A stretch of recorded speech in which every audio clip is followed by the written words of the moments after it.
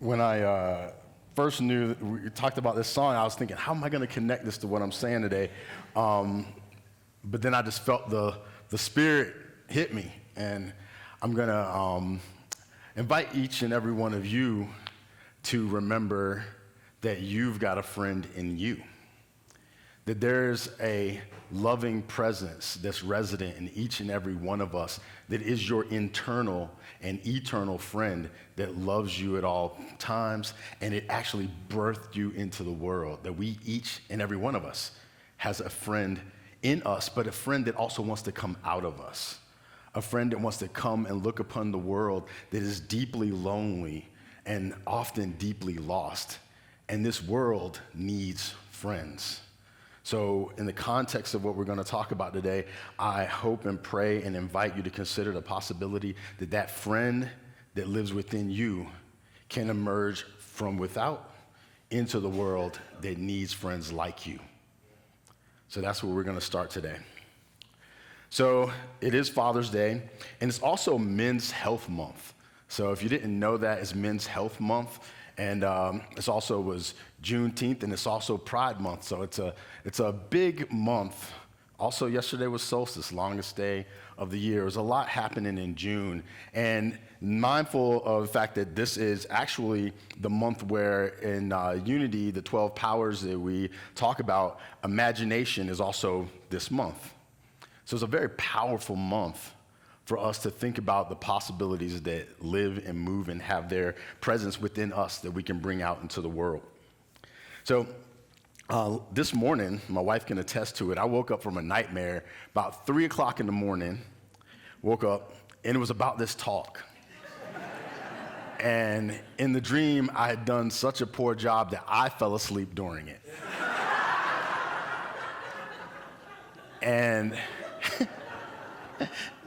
And not only that, I lost my Kindle, which is my crutch that I've used for like 15 years, or 16, 17 years that I've been in ministry in some capacity. I've always had a Kindle with me, and I couldn't find it in my dream. It's like those dreams where you show up naked at school. It's like, this is my robe, this is my clothes.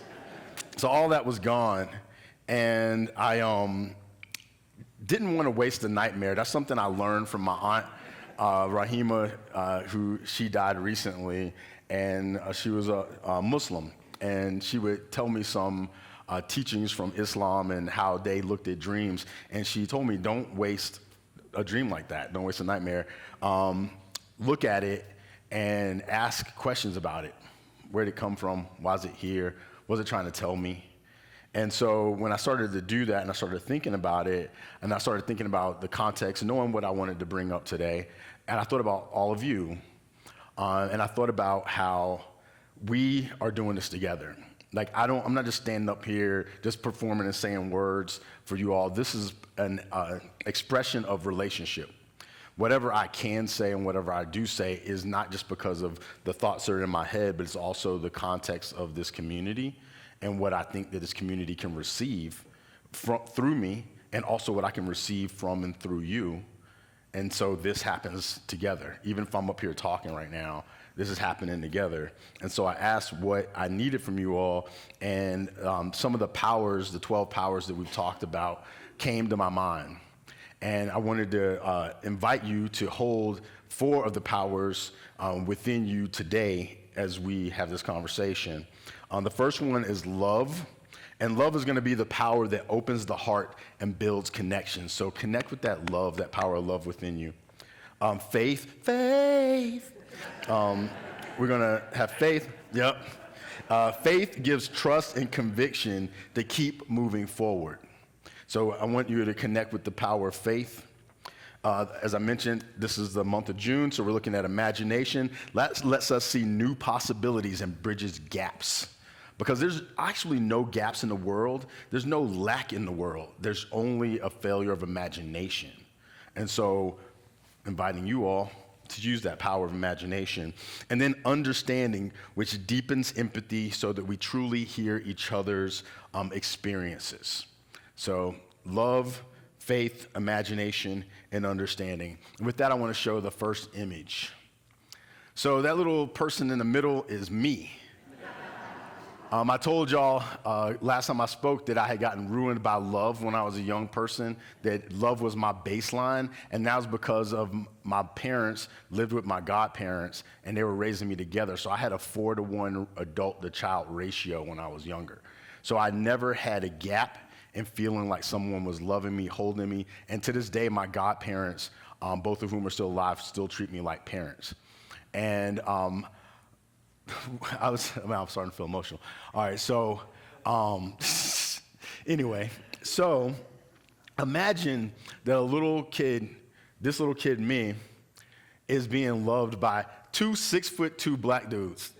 Well, my dad's Cape Verdean, actually. Cape Verde is doing pretty well in the World Cup, by the way. But my dad's Cape Verdean, my Uncle Willie is African American, and I was raised by these two men for that short period of time from different parts of the African diaspora. 6'2" big dudes. I don't know what happened. And my feet were bigger than my dad's, which makes it worse. But I came being loved by these two men. I came into the world being loved by these two men and looking at these men and saying, this is my future. These men are who I'm going to be. And something grounded and rooted me in this deep love. This deep love that I knew belonged to me, that I knew that that's what the world was, that I knew that I walked in, and that if I fell, I was going to be caught. It didn't matter. That's what I knew. So I want to show you another image. This is a beautiful child, and unfortunately, this young child was killed last week. His name's Cohen Wiley, and he was shot by a police officer who shot into the window of his mother's car when the mother was falsely accused of stealing diapers. Now, even if she had been stealing diapers, it was not a call for that. And I share this with you because Cohen and I had two different early experiences. Cohen didn't even have an opportunity to know that he was loved and to feel it and to look forward to a future and a hope.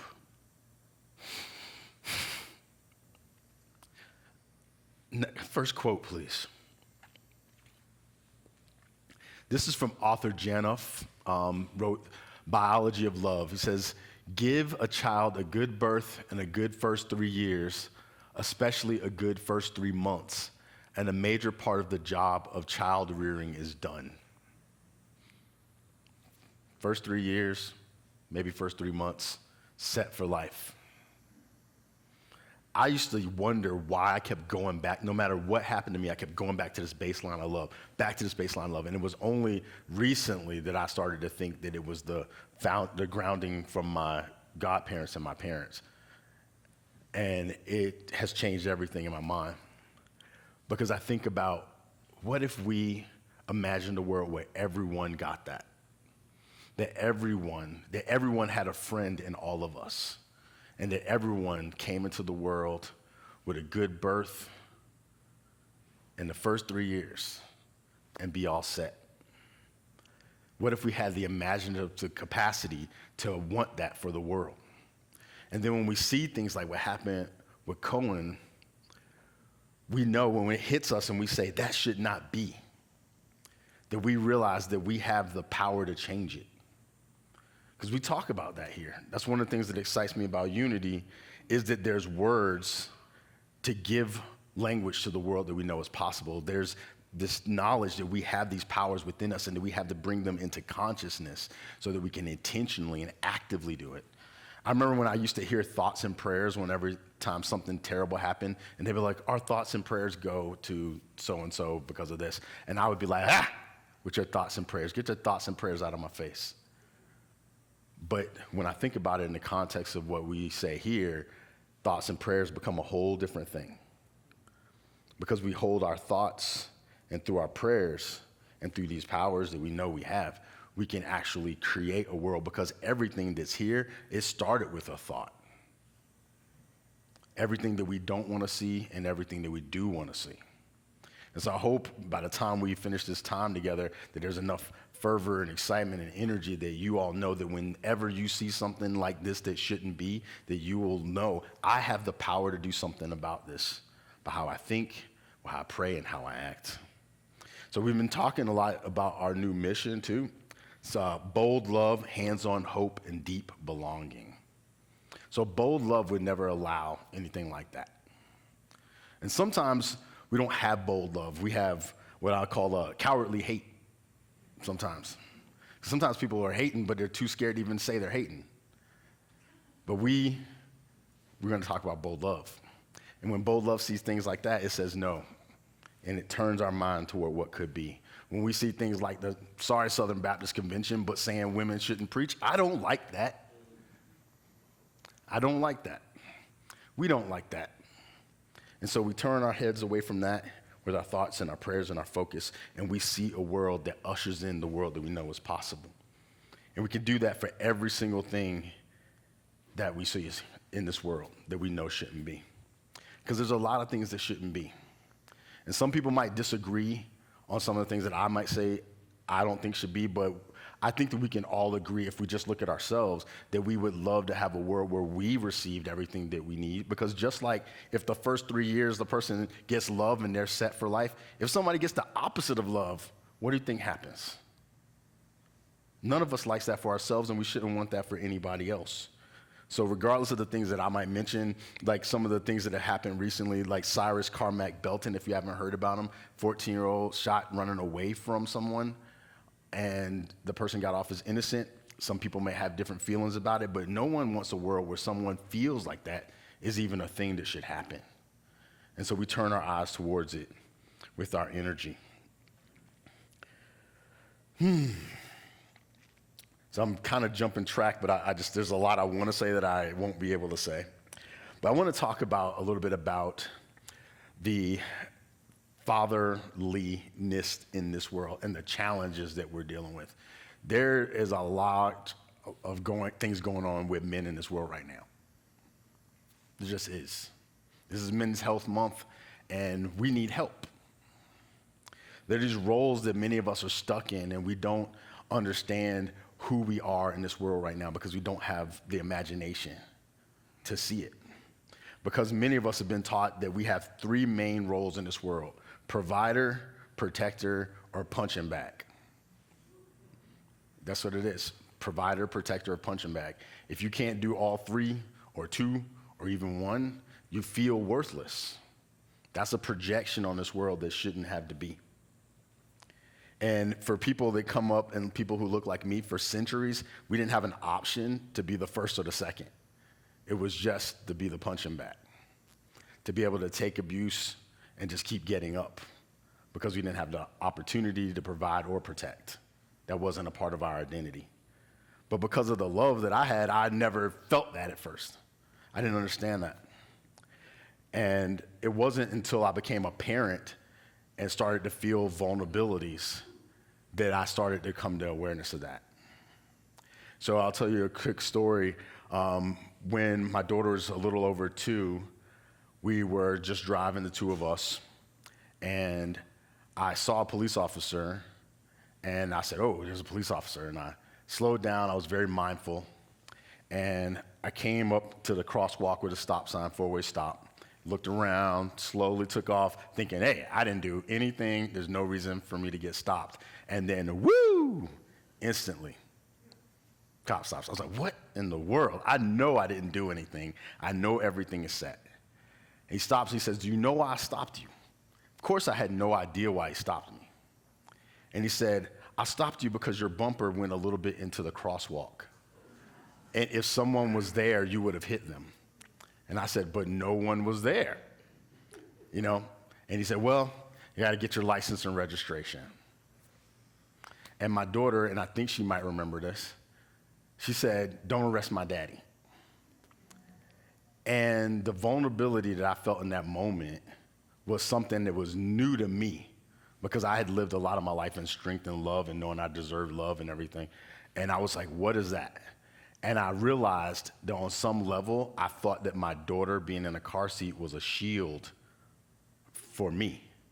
When I should be her protector, she inadvertently and psychologically was my protector, thinking, oh, if this person sees me with a baby in the car, they'll think he's a human. That's sad. And then in 2016, when Philando Castile was killed with a baby in the car, that took me to a whole nother level, because then it was like, now that's not even a shield. And I started to forget who I was. I started to forget the love that I came into the world, and I started to forget what I was worthy of. And I shouldn't have, but I started to. And that was after coming from places where there was more people that looked like me, and then I came here. And I was holding that tension inside of myself. And I ended up writing this song. And when I wrote the song, it was a way of bringing my power back to myself. And it was also, I held in my mind all the unarmed black men that I knew had gotten killed, the fathers who never got to be, and all the other things that were basically stressing me out. And I told myself, if I can hold them in my consciousness and I can create from that place, then I can use the power of imagination, even though I didn't have that language yet, to feel the connection to myself. And if I lived in the world in a certain way, then my daughters who come in the world behind me will feel like they can stand in the world in a certain way, that they're worthy of love, that they're worthy of all these things. And so the song was called New Me, and I'll say some of the lyrics, and I'm not gonna rap it right now. It's a rap, but I'm not gonna rap it, but I'll say it. So the lyrics say, wake up, here's the lie. Someone said that we're gonna die. Got us slaving, wondering why. That is something we don't buy. We're eternal, towering infernos, hot but not consuming, shining light but will not burn you. This isn't scary, this is extraordinary. Get our power from the source, and then we act like tributaries. Feel the flow, follow where it goes, be the energy, then remember what you know. All one and the void, who we are can't be destroyed. Silence drowns out all the noise, darkness knows it has no choice. We're that power in the final hour. Illusions we devour, death itself we make it cower. They can't kill me, holler if you feel me. Who I am was never born, so they're never getting near me. Here's the truth, we don't need no proof. Mustard seed of juice and the mountains will go poof. If you're not familiar with mustard seed of juice, that means the mustard seed, faith of a mustard seed makes you move mountains. But I held that and I played it and listened to it in my head. I mean, not in my head, it was on a microphone, on headphones. I listened to it and used it as a mantra for like almost 2 years to just keep me in remembrance of who I was. But not only in remembrance of who I was, but who we all are. That this is the deeper identity that all of us have, but we've forgotten. And that we all have the power to remember and to call this world into being. And then I told myself I will refuse to allow myself to feel powerless ever again. But I don't want to it's not just me. Because the people who cause harm, they do that because they also feel powerless. And the people who want to see a better world, but they're afraid of what they might look like or what they might sound like or who they might lose as a friend, they do that because they feel powerless. We have to stop being powerless. We are not powerless. More than not being powerless, we have a pattern within us, a divine pattern that wants to emerge and be fully expressed in each and every one of us now. So I'll tell you something I learned in working on this. You know the word paternal, which we think of as father, right? Well, the same root of that word is pattern. Same root. So there's a pattern in us, a divine pattern. And then I got curious and I said, well, if pattern's in paternal, then does mother and maternal have something to do with material and matter? Turns out it does. And so when we connect the pattern with the matter and the material, we create. And the creation matches the pattern. And that is inside of each and every one of us. That's the power that's in each and every one of us, that we can all birth the divine expression in everything that we do, everything that we see, and everything we are. But we can't do it if we keep lying to ourselves that we're powerless, because we're not. We have at least 12, and they're always active. We have to bring them into consciousness. And it's not about race and black and white and all the different ways that we divide ourselves. It's about conscious and unconscious. It's about choosing to see what can be from the pattern that already is within us, or just surrendering. And my invitation to you is to not do that.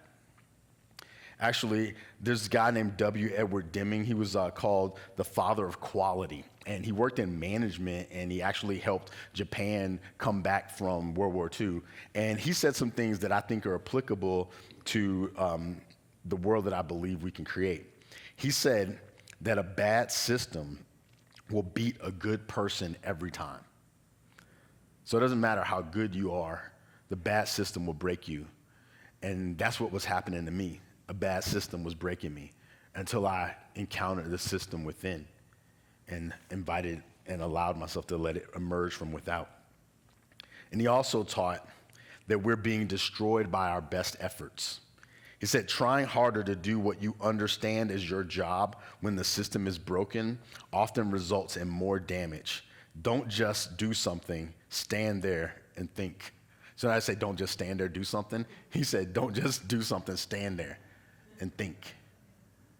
That's what I'm inviting us to do. So I'm going to invite you to, can you pull up the quote, first quote? The quote is the 5 unity principles that we espouse here. The first one is God is everywhere and always present in every circumstance. The divine energy underlies and animates all of existence. That means God is. And then the next one, human beings are innately good because they are connected to an expression of spirit. That's who we are. Next one. Our thoughts have creative power to influence events and determine our experience. Talking about thoughts and prayers, we're taking responsibility for our thoughts, saying that they have creative power and influence. And then prayer. Prayer and meditation connect and align us to our own spiritual nature within God. That's when you really use thoughts and prayers consciously. And then 5, it's not enough to understand spiritual teachings. We must apply our learning in all areas of life, incorporating them into our thoughts, words, and actions. That means making it real, making it manifest in how we show up in the world and what we do with our awareness. Now, I hope that wasn't new for y'all, because I've only been in uni that long, and I know this, so I hope that's not new for y'all. And if it is, just pretend like it's not. But I want us to be mindful of these things when we go out into the world, when we see these things that shouldn't be and call into what they are. When we see a bad system breaking people, realizing that we can change it with our thoughts, with our prayers, and with our action. And that within each and every one of us is the maternal and the paternal, the material and the pattern. And that through those things, we can bring about a world that can make a heaven on earth. And then when we look at things that bring about division, we can see them differently. So before I start to wrap up, I want to invite you to think about a couple of scripture passages that maybe have blocked us sometimes, because a lot of times we have things inside us that want to come out. Like when I had that dream, I knew there was something that wanted to come out, but something was trying to block it. And so thankfully, I'm not blocking it, but there's also that in you. So I want to share these scripture passages. They all say Father, but I want you to replace them with pattern and hear how they sound. So Jesus said, do you not believe that I am in the pattern, and Father, but the pattern, and the pattern is in me? The words that I say to you, I do not speak on my own, but the pattern who dwells in me does the works. Same for all of us, the pattern that's in us, the divine pattern. Or I came from the Father, or I came from the pattern and have come into the world. Again, I am leaving the world and am going to the pattern. I'm going back to the divine that's already resonant in all things. And then the last one I wanted to share, as you, or as the pattern is in me and I am in you, may they also be in us, so that the world may believe that you have sent me. The glory that you have given me, I have given them, meaning all the disciples and all of us by extension, so that you may be one as we are one. I am in them and you in me, and they become completely one. That's unity. So that the world may know that you have sent me and have loved them even as you have loved me. So for a long time, we act like Jesus is the good brother and we're the like lesser kids. But it's not true. The same pattern, the same love is resident in all of us, all throughout the reality that we are experiencing and creating right now. Love is everywhere present in each and every one of us, and we all have that pattern. And we all can be that pattern and express that pattern out into the world. So last couple things, let's quote. Few are guilty, but all are responsible. That's from Rabbi Abraham Joshua Heschel. And I invite you to meditate on that, because a lot of times what blocks us is a lot of times we hear about things that shouldn't be, and then we feel guilt or we feel shame or we feel something like that that makes us feel powerless. But it's not many people that are guilty, because a lot of us are operating from false notions. But all of us are responsible. All of us have the ability to respond when we see things that shouldn't be and call them into the world. And because we have this community who also is sharing in this wisdom and this knowledge, then we can encourage each other to say, I saw this, but I know this is possible. We can use our power of thought and prayer to bring about that world. And we have prayer chaplains here and everything, so y'all can just get jump started. And then the last one from James Baldwin. Children have never been very good at listening to their elders, but they have never failed to imitate them. And often, that is the case. Sometimes we say what our words, but the kids, they don't just hear what we say, they watch what we do. And so how we show up in the world matters. It materializes. And if we show that to our children, whatever we show our children, that's what they'll materialize to. And so the powers that we have today, I'm inviting you to remember them, to lean on them, to look at the world, and whenever you see something that you say, that doesn't feel right, know that you can do something right then and right there by taking control of your thoughts, focusing with your prayer, using your power of imagination, and seeing what's possible. And so I'm going to close out with this. This is how the song ends. It says, to be the new me, I had to kill the old me. To wake up from this lie, bruh, this is what they told me. Wake up from the dream. Death ain't nothing but a bee sting. Hallelujah is what we sing from the moment we see that real thing. Lightning in my soul, fire in my belly. Heard it all before, so I'm not hearing what they tell me. Been there and done that. They know that we don't want that. It's time to shine so bright, make them wonder where the sun's at. They had us twisted, lying to our souls, fighting with each other, then we're giving up control.